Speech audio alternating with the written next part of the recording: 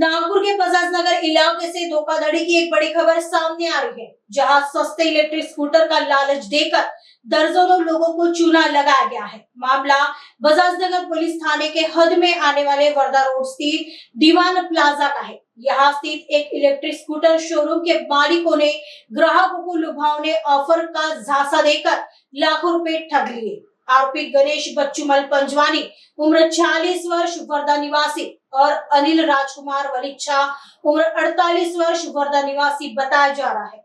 शिकायतकर्ता भोले शंकर कस्तूरी के मुताबिक आरोपियों ने उन्हें झांसा दिया कि अगर वे किसी छात्र के नाम पर बाइक खरीदते हैं तो उन्हें भारी डिस्काउंट मिलेगा।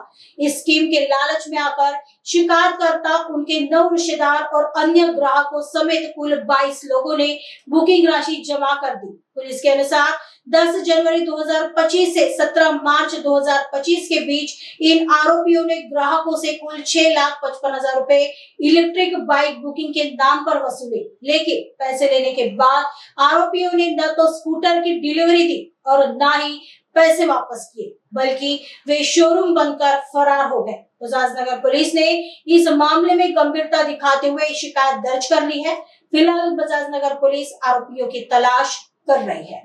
बजाजनगर पोलीस स्टेशनमध्ये एक गुन्हा दाखल झालेला ई बाईक संबंधाने। यातले 2 आरोपी आहे गणेश पंजवानी आणि अनिल वच्छिला म्हणून, दोन्ही राहणार वर्ध्याचे। यांनी इंस्टाग्रामवर एक स्टुडंटसाठी डिस्काउंटेड ई बाईक म्हणून 27,000ला आम्ही ई बाईक देतो म्हणून यांनी एक इंस्टाग्रामवर एक ॲड रील चालवला।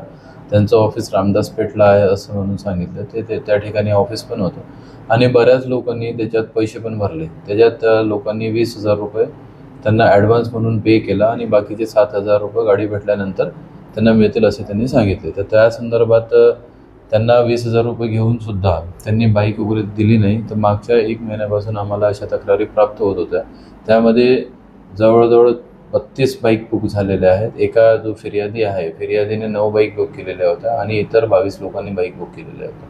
अशा जवळजवळ 32 बाईक्स होत्या।